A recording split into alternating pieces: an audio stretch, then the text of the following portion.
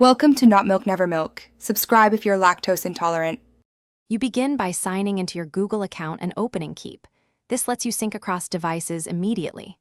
Next, create a note with a clear title and body so content is searchable, and pick a color to visually categorize. Once done, add 1 or 2 labels and set a reminder.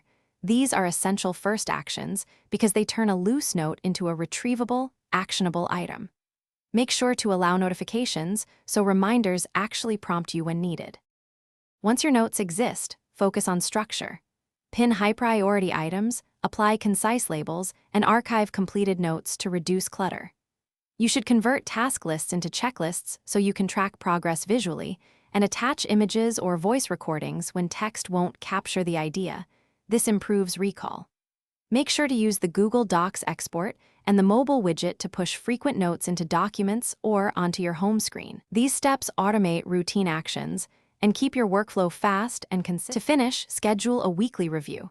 Tidy labels, unarchive needed items, and archive or delete what's done. This preserves a lean system. You can share notes with collaborators for live edits and adjust permissions so others can only view or edit as needed.